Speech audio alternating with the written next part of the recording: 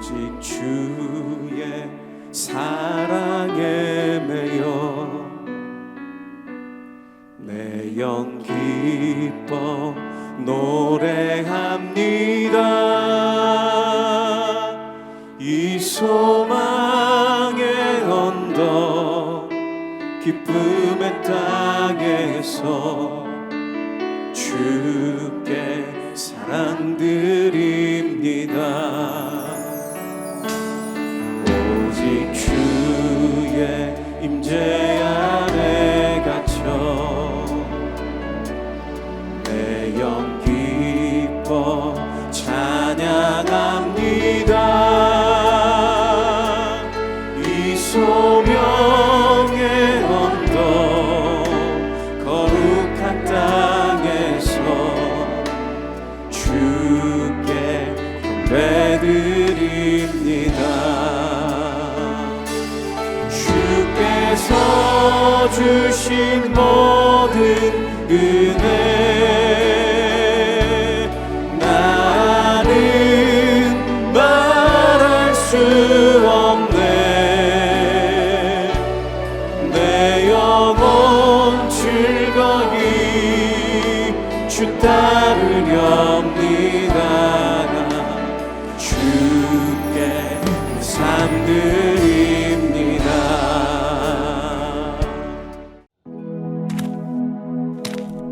사람들 사이에 시비가 생겨 재판을 청하면 재판장은 그들을 재판하여 의인은 의롭다 하고 악인은 정죄할 것이며 악인에게 태형이 합당하면 재판장은 그를 엎드리게 하고 그 앞에서 그의 죄에 따라 수를 맞추어 때리게 하라. 40가지는 때리려니와 그것을 넘기지는 못할지니 만일 그것을 넘겨 매를 지나치게 때리면 내가 내 형제를 경히 여기는 것이 될까 하노라. 곡식 떠는 소에게 망을 씌우지 말지니라. 형제들이 함께 사는데 그중 하나가 죽고 아들이 없거든 그 죽은 자의 아내는 나가서 타인에게 시집가지 말 것이요 그의 남편의 형제가 그에게로 들어가서 그를 맞이하여 아내로 삼아 그의 남편의 형제된 의무를 그에게 다 행할 것이요 그 여인이 낳은 첫 아들이 그 죽은 형제의 이름을 잊게 하여 그 이름이 이스라엘 중에서 끊어지지 않게 할 것이니라.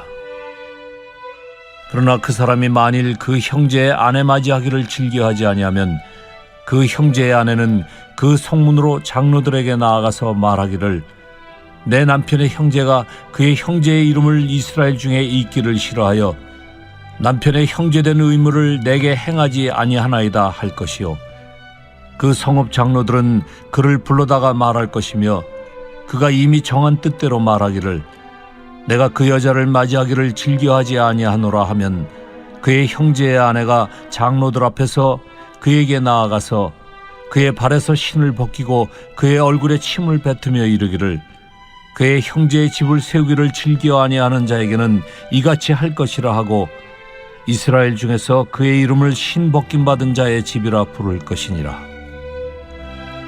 두 사람이 서로 싸울 때에 한 사람의 아내가 그 치는 자의 손에서 그의 남편을 구하려 하여 가까이 가서 손을 벌려 그 사람의 음낭을 잡거든 너는 그 여인의 손을 찍어버릴 것이고 내 눈이 그를 불쌍히 여기지 말지니라.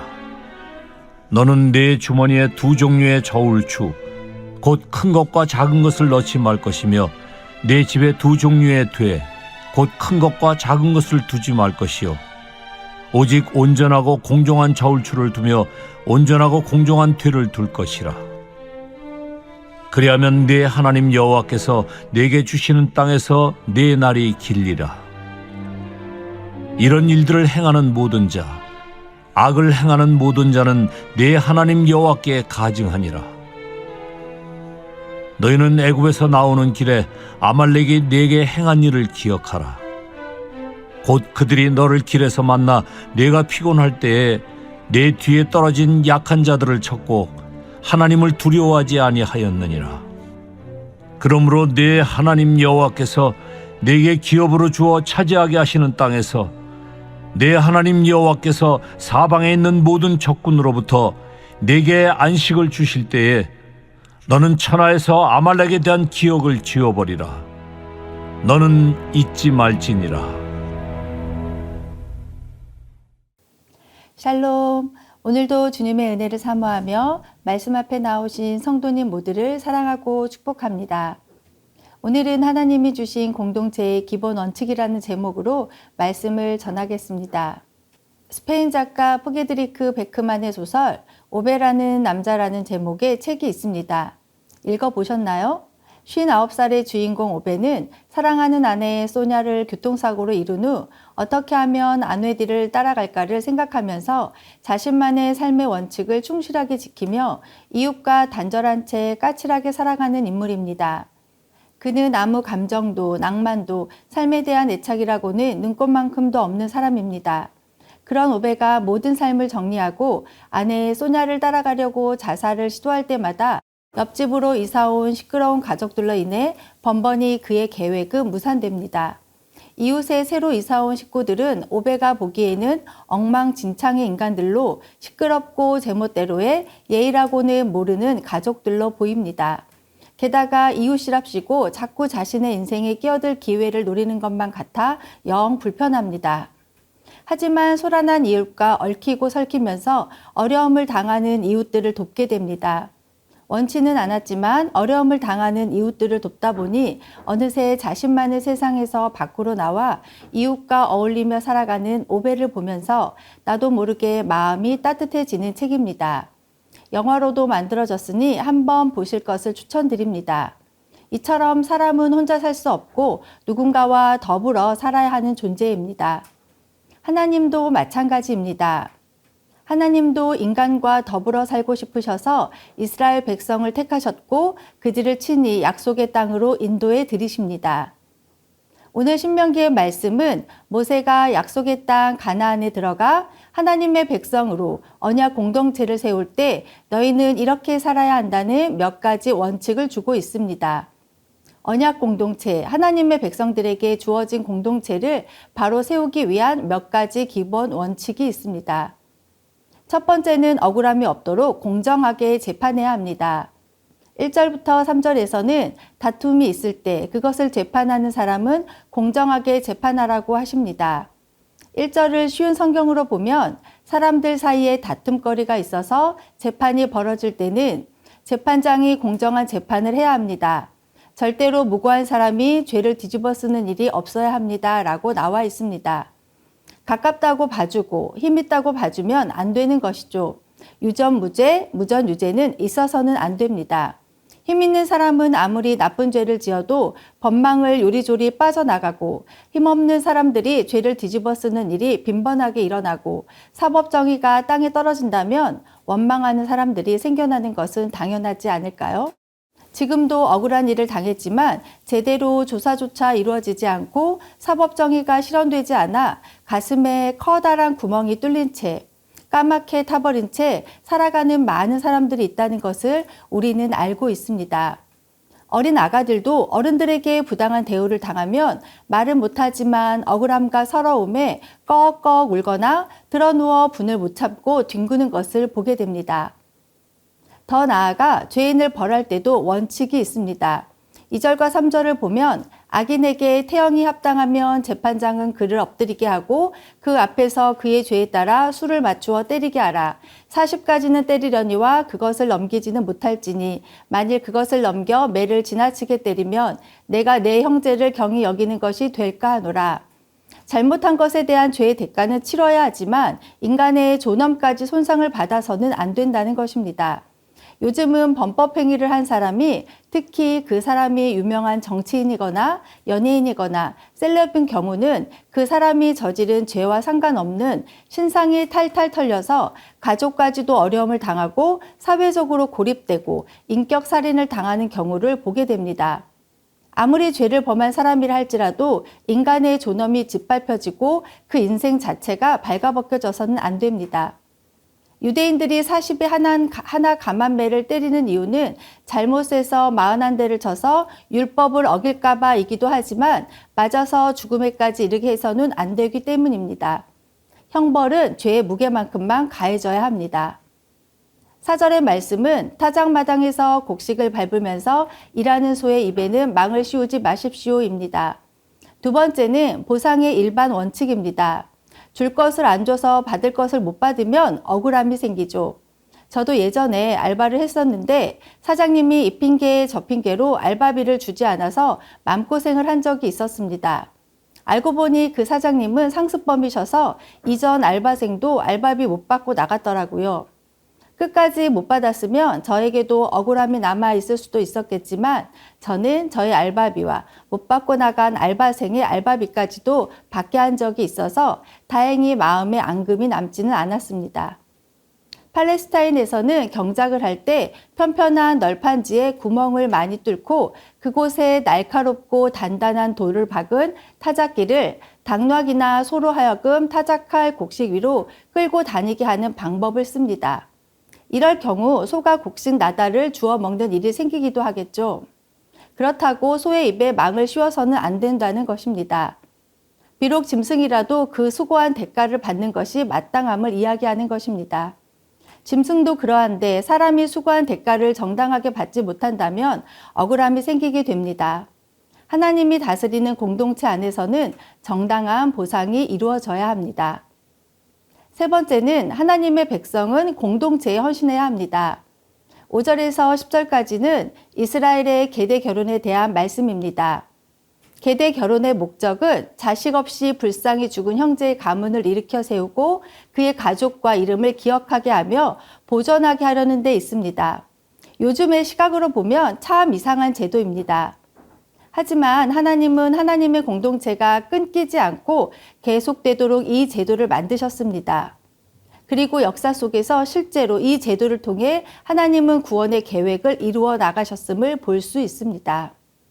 창세기 38장을 보면 유다는 동생 요셉을 애굽의 상인에게 노예로 팔아버린 후 양심의 가책이 느껴졌는지 형제들의 공동체에서 빠져나와 가나안 사람 수아의 딸과 결혼을 합니다.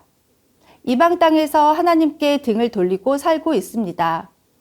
유다는 이방 여인과의 결혼을 통해 엘과 오난과 셀라 이렇게 3명의 아들을 낳았습니다. 그리고 첫째 아들 엘을 결혼시켰는데 그 아내가 다말입니다. 그런데 엘이 하나님 보시기에 약해서 하나님이 장자인 엘을 죽이십니다. 그러자 다말은 계대 결혼 제도로 유다의 두 번째 아들인 오난과 결혼을 하게 됩니다. 하지만 오난도 하나님 앞에 죄를 범하자 하나님이 죽이십니다. 유다 입장에서는 아마도 며느리 다말이 자신의 아들들을 잡아먹는 여자처럼 여겨졌는지 모르겠습니다. 그래서 셋째 아들 셀라 주기를 주저하고 핑계를 대면서 며느리에게 친정에 가 있으라고 합니다. 시간이 흘러 유다는 아내가 죽자 마음이 허전했는지 딥나로 가서 창녀를 만납니다. 이때 만난 창녀가 바로 변장한 자신의 며느리 다말이었습니다. 다말은 시아버지 유다를 통해서 유다의 가문이 끊어지지 않도록 아들을 낳았습니다. 그러자 유다가 이렇게 고백합니다. 창세기 38장 26절입니다. 유다가 그것들을 알아보고 이르되 그는 나보다 옳도다. 유다는 개인의 안녕을 위해 자신의 아들을 내어주지 않았지만 이방 여자인 다말은 시아버지를 통해서라도 아들을 낳고자 했습니다. 그리고 다말을 통해서 유다의 가문이 끊어지지 않게 되었습니다. 이것을 도덕적 잣대로 판단하면 안 됩니다. 다말이 남자를 밝히는 여자여서 이런 것이 아닙니다. 다말은 비록 이방인 여자였지만 공동체를 세우시는 하나님을 알았던 것이죠. 하나님은 이방 여인 다말을 통해서 이스라엘 공동체에서 유다 가문이 끊어지지 않도록 하셨습니다. 다말이 낳은 아들 베레스에게 장자의 유산을 물려주게 됩니다. 이방 여인인 며느리 다말을 통해서 유다는 공동체에 대한 하나님의 뜻에 순종해야 함을 깨닫고 이후로는 이스라엘 공동체에 헌신하게 됩니다. 식량을 구하러 애굽에 내려가서 요셉이 그 아우 베냐민을 볼모로 잡고자 했을 때 아버지 야곱을 생각해서 자신이 대신 인질로 잡히는 희생을 자처합니다. 사사기에도 보면 1장에 여호수아가 죽고 가나안 족속과 싸우려고 할 때 누가 먼저 올라가서 싸울까요? 라고 하나님께 묻자 하나님이 유다 지파를 먼저 보냅니다. 그 후로 하나님은 유다 지파를 축복하시고 유다 지파를 통해 다윗 왕권이 이어지고 다윗의 혈통으로 메시아가 나게 하시는 구원의 역사를 펼쳐 가시는 겁니다. 그 시작점에 이방 여인 다말이 있었다는 것을 기억해야 합니다. 이 이방 여인은 예수님의 족보에 이름이 올려지는 영광을 얻게 되었습니다. 가정 안에서 나만 희생하는 것 같은 억울함이 있으세요? 시댁에 대한 도리는 다른 형제는 안 하는데 나만 하는 것 같다는 생각을 갖고 계신 성도님이 계실 줄 압니다. 하지만 하나님은 10계명 중 5계명에서 내 부모를 공경하라. 그리하면 내 하나님 여호와가 내게 준 땅에서 내 생명이 길리라 라고 말씀하셨습니다. 하나님은 우리가 아는 부모님을 향한 사랑의 수고와 헌신을 잊지 않으십니다. 회사에서 나만 굳은 일을 하는 것 같으세요? 사장의 눈에만 잘 보이려고 애쓰는 것은 참 별로인 것 같습니다. 함께 일하는 동료들에게도 잘하고 나보다 직급이 낮은 직원에게 더 친절하시기를 바랍니다. 골로새서 3장 23절에 무슨 일을 하든지 마음을 다하여 주께 하듯 하고 사람에게 하듯 하지 말라고 바울은 말합니다. 가정 안에서, 교회 안에서, 직장 안에서 공동체를 위한 헌신을 억울해하지 마시기 바랍니다. 하나님은 개인의 삶을 넘어 공동체가 세워지기를 원하십니다. 그리고 다말처럼 개인이 아니라 공동체를 위한 헌신의 삶을 결코 외면치 않으시는 하나님이십니다. 그러나 우리 하나님은 선하시고 섬세하기까지 한 하나님이십니다. 6절로부터 10절까지를 보면 그 여인이 낳은 첫 아들이 그 죽은 형제의 이름을 잊게 하여 그 이름이 이스라엘 중에서 끊어지지 않게 할 것이니라. 그러나 그 사람이 만일 그 형제의 아내 맞이하기를 즐겨하지 아니하면 그 형제의 아내는 그 성문으로 장로들에게로 나아가서 말하기를 내 남편의 형제가 그의 형제의 이름을 이스라엘 중에서 잊기를 싫어하여 남편의 형제된 의무를 내게 행하지 아니하였나이다 할 것이요. 그 성읍 장로들은 그를 불러다가 말할 것이며 그가 이미 정한 뜻대로 말하기를 내가 그 여자를 맞이하기를 즐겨하지 아니하노라 하면 그의 형제의 아내가 장로들 앞에서 그에게 나아가서 그의 발에서 신을 벗기고 그의 얼굴에 침을 뱉으며 이르기를 그의 형제의 집을 세우기를 즐겨 아니하는 자에게는 이같이 할 것이라 하고 이스라엘 중에서 그의 이름을 신 벗김 받은 자의 집이라고 부를 것이니라.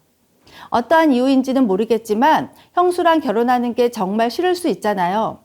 결혼하는 것보다 죽는 게 낫겠다고 생각할 정도라면 퇴로를 만들어 주어야겠죠.